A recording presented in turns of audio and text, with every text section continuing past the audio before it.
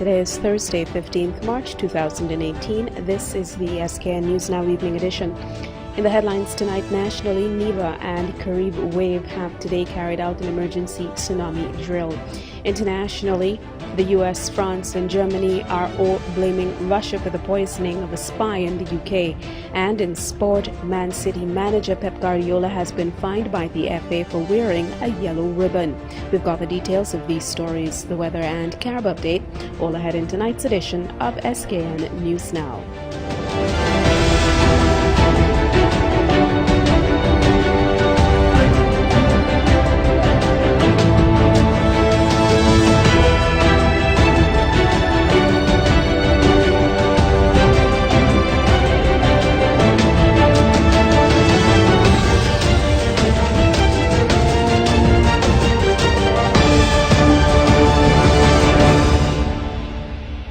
The National Emergency Management Agency, NEMA, joined with Carib Wave today to carry out a critical tsunami preparedness test exercise.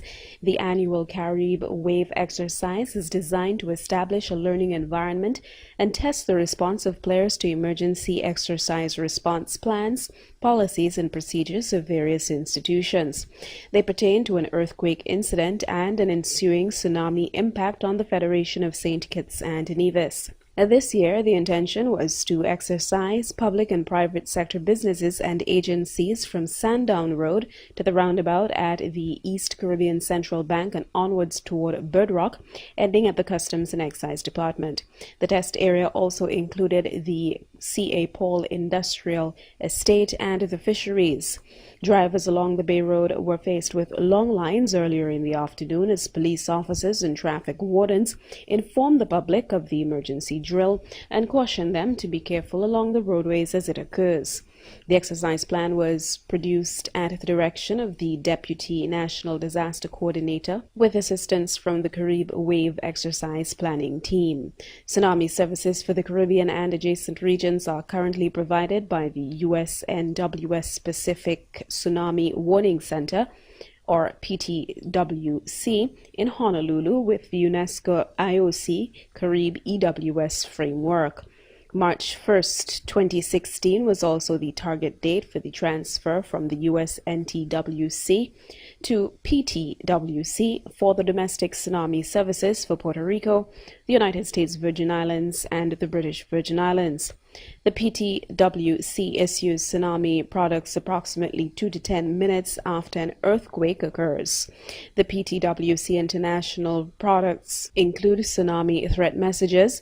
Primary recipients of Tsunami Warning Center messages include National Tsunami Warning Focal Points and National Tsunami Warning Centers.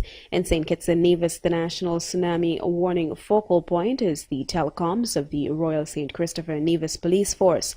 This agency is responsible for disseminating the corresponding warning messages for the Federation in accordance with established protocol. And in other developments this evening, Parliamentary Representative for Constituency Number 2, Honorable Marcella Liebert, is continuing to speak out against a number of violations she says exists within the electoral office. On Wednesday, Honorable Liebert directed all blame to the sitting Supervisor of Elections, Elvin Bailey. Liebert accused Bailey of failing to efficiently rectify the many deficiencies brought to his attention, and in doing so is effectively condoning acts which she describes as both illegal and immoral. The Supervisor of Elections, this is directed at him because we are going to hold him responsible for the violations that are going on currently in the electoral office. A growing list of violations are going on there. First of all, there is no publication of the monthly revised list in some of the months. We had requested these monthly revised lists. We wrote a letter, I think 2 letters to the supervisor requesting the monthly revised list. He responded by giving us some, and we didn't get some. We don't know where they are. And I understand that the Supervisor of Elections, in one of his weekly writings, said that the things that we are asking for, he's not legally obliged to give us. Well, I have news for him. So I just want him to know that if he thinks he's not legally obliged to give us this information, let him refuse to give us. Right? I wondered where his head is at. What is he really reading? because under the Act, the Electoral Office is obligated to publish monthly revised lists every month. That's in the Act. And if they're not published, if they don't publish them, then they're violating the Act. And so we have a duty and a right to ask for them, and he has a duty to give us. So the non-publication of the monthly revised list is itself a violation of the law. Honorable Liebert continued that these violations are all part of a plan by the Dr. Timothy Harris-led government to manipulate the electoral system.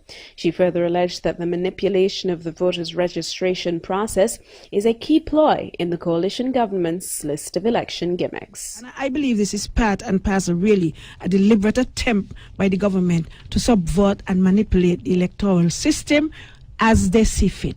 And the supervisor of election is being used as part and parcel of that plan. And so you have the stark violation going on here as well of refusing to register people. Only about a week or so ago, there were some persons who went there to be registered and who were turned back, and they were told that the computers are not working. Could you believe that? Yeah. Just to frustrate them. Because they figure they're not going to come back. So the computer's not working. Now, if the computers are not working, how is it they don't have some other alternative system in place to register people? When people go there to register, oh, the computers are not working, so they turn them back. And so I'm appealing to those persons, please do not become frustrated. Go back and make sure that you become registered so that your name could be on the list when the time comes. The United Kingdom government has pulled a red card against travel to St. Kitts and Nevis, encouraging their citizens to be cautious and aware of the crime situation which exists here. This week, on Wednesday, 14th March, the British Foreign and Commonwealth Office in London issued an advisory encouraging caution after it was reviewed by the body without amendments. An excerpt from the amendments advised British citizens traveling to the Federation to, quote, maintain at least the same level of personal security awareness as they would in the United Kingdom and make sure accommodations are secure. It also applies if travelers are staying on a yacht. Be vigilant at all times. Take care when walking alone off the busy main roads and avoid isolated areas, including beaches, particularly after dark, end quote. British nationals have also been warned to only use licensed taxis and take particular care at late-night street parties, especially during festival seasons. The advisory further cautioned nationals of the United Kingdom against carrying large amounts of cash or jewelry and, if possible, leaving valuables and travel documents in a safe deposit box or at the hotel safe. It was also advised that persons check the hotel safe is securely fixed before using it to store items. This comes as the unrelenting wave of serious crimes against both locals and tourists continues in St. Kitts and Nevis. The unabated situation has received regional attention, which is now spilling over onto the international scene. And in other news, a search of a King Street property has resulted in police launching an investigation into the discovery of various illegal drugs. Just before midnight Tuesday, the Royal St. Christopher and Nevis Police Force executed a search warrant on the premises of Keith Hicks of King Street, Bastair. During the course of the search, just over 1 pound of cocaine was found, along with a large quantity of compressed cannabis. Keith Hicks and the drugs were taken into police custody. Hicks has since been charged on a warrant in the first instance for the offences of possession of cannabis with intent to supply, possession of cocaine with intent to supply, and obstruction under the Drug Act. And finally, this evening, Jenkins Limited Leadership Course has successfully marked its 5th anniversary and continues its celebrations of the occasion tonight with a public lecture at the Old Boys School. Tonight's lecture forms part of activities which began on Sunday in recognition of the course's achievements and milestones. The lecture tonight, which begins at 7 o'clock, will be facilitated by Dr. Audrey Armstrong, an internationally recognized business consultant who will address the topic, A Conversation on Leadership in Caribbean Development, a Celebration. Dr. Armstrong acquired his PhD in Organization Behavior and International Business from the University of Washington in the United States of America. He is the president of Barbados-based Aubrey Armstrong Management and Associates and is a former United Nations advisor in management training methods to the Caribbean Center for Development Administration, CARICAD. He's also taught at several prominent American universities, including Princeton, and is a visiting professor at the Institute of Business of the University of the West Indies, St. Augustine. Following tonight's lecture, the activities continue on Saturday with a retreat symposium at the University of Medicine and Health Sciences for former and current participants in the course. Over the past 5 years, as part of the CFBC Jenkins Limited Leadership Program, the cohorts have also completed community projects as a means of building camaraderie and as part of their civic duty. The course has also provided the opportunity for participants to become sensitized of the contribution of over 30 of the nation's iconic leaders, all of whom have been pioneers in the development of the Federation in various areas. Each cohort has also successfully completed a business project, with the proceeds being donated to various local charities. And with that, we end our national developments, of course. Stay with us. Still to come in just a moment, today's international developments.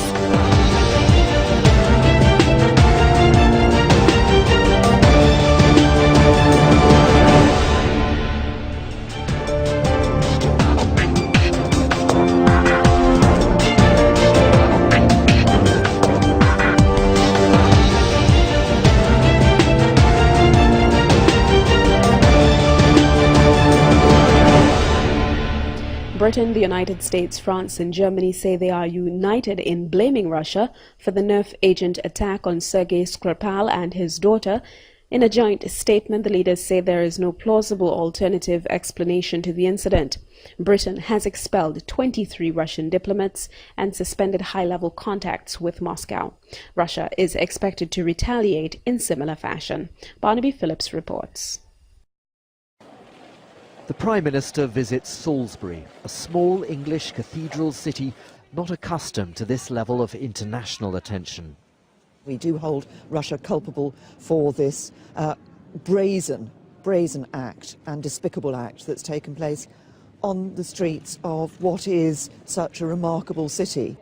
And while she met the people of Salisbury, her ministers continued to press home their argument that Russian guilt is indisputable. There's something, by the way, in the kind of smug, sarcastic response that we've heard from the Russians that to me betokens, that indicates their fundamental guilt. They want to simultaneously to deny it and yet at the same time to glory in it. And the reason they've chosen this nerve agent is to show that it's Russia. And from the Defense Secretary, words that may cause even more offense in Moscow. Frankly, Russia should go away, it should shut up. A joint statement with the Americans, French and Germans described events in Salisbury as an assault on British sovereignty.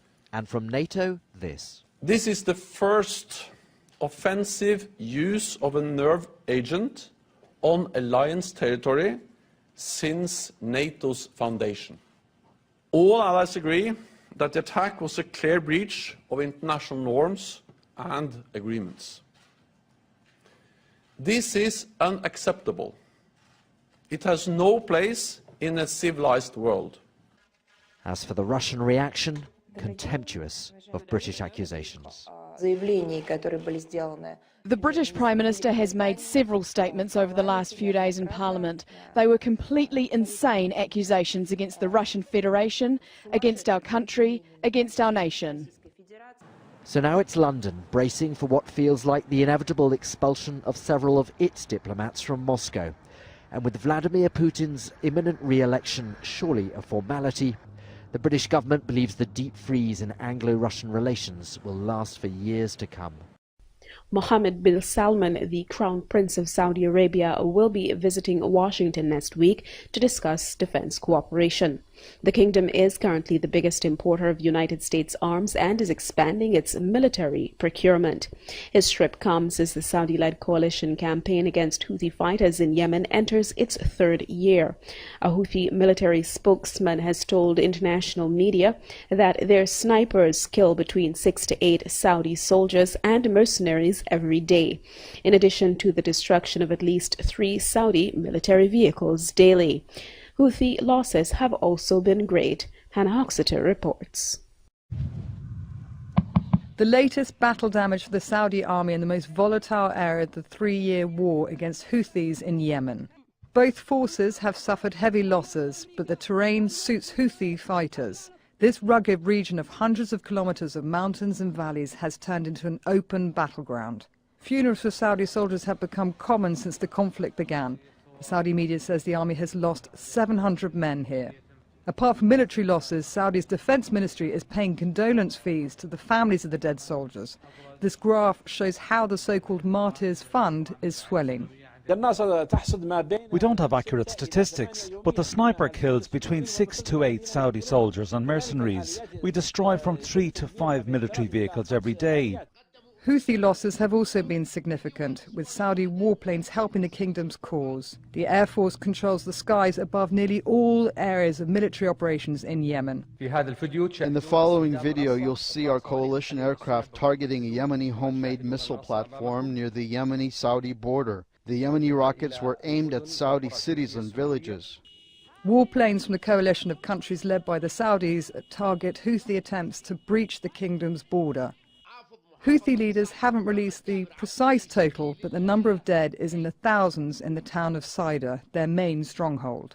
Despite their losses, the Houthis have managed to obtain more sophisticated weapons, including ballistic missiles capable of reaching Riyadh. It was a launch like this towards the Saudi capital that led to a blockade on Yemeni ports and airports, stopping vital humanitarian aid. Aid agencies describe Yemen as the world's largest humanitarian crisis. The United Nations says a record 22 million Yemenis are in need of food aid, and more than 8 million are threatened by severe hunger. And disease too. Cholera has infected more than 1 million Yemenis, and diphtheria is another threat. Facts the Saudi Crown Prince will want to avoid when he visits Washington next week. Still straight ahead in this evening's edition of SKN News Now, sport, the weather and Carib update.